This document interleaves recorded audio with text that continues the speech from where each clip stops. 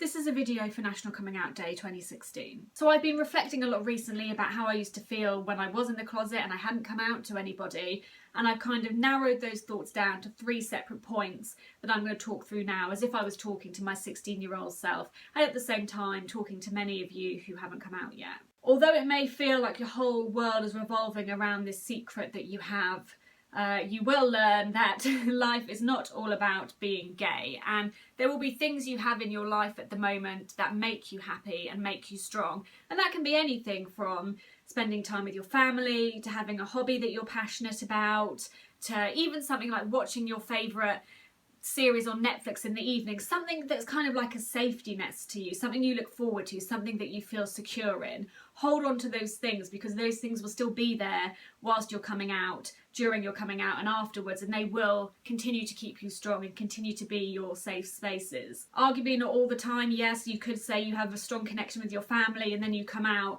and that connection is shattered or changes, and that's awful.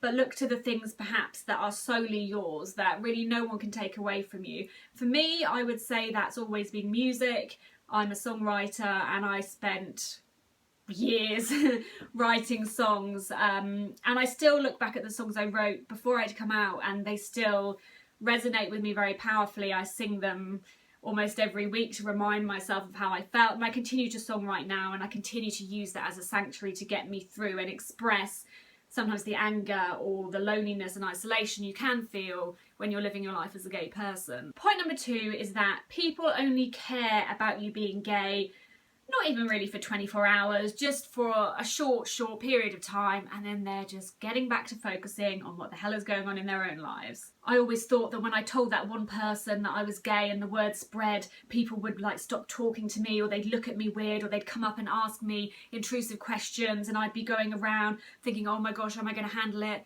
People really don't care. Yes, sometimes they are a bit shocked and it's a bit of hot gossip, but I've actually had nobody come up to me and ask me intrusive questions.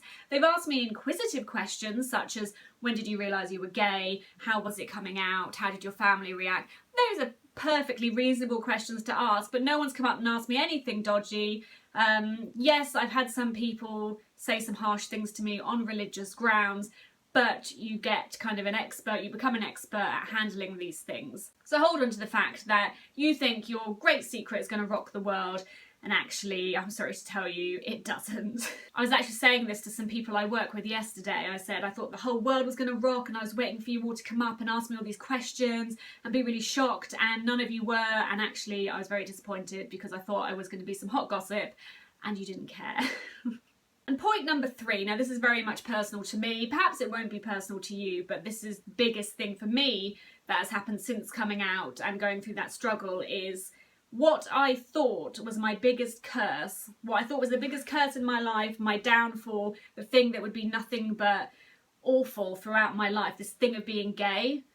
What I thought was my biggest curse actually has turned out to be one of my biggest blessings. I, hand on heart, would not be able to do the things that I do now were it not for the struggle I endured with my sexuality. That struggle has defined me in many ways. It has forced me, against my will, to be a stronger person, to be a more outspoken person, to make the choice to either kind of sink or swim, and the result is that I'm here now speaking out. I've become more confident.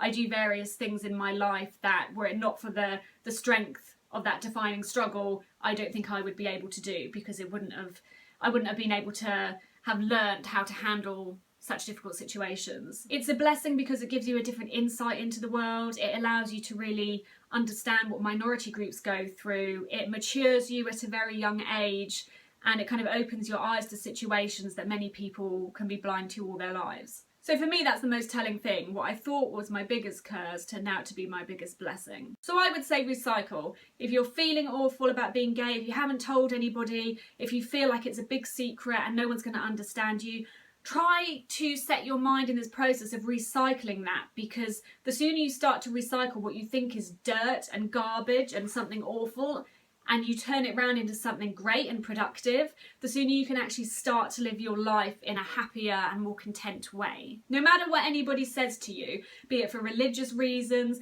be it on the grounds of hate speech, whatever you read online, whatever idiots will write below this video, there is nothing wrong with being gay. And this is coming from the 28, nearly 29-year-old me, who is happy, I'm engaged, I bought a house, I have gay friends, but when I was 16, when I was 17, up till the age of nearly 24, I couldn't even say the words "I'm gay" out loud.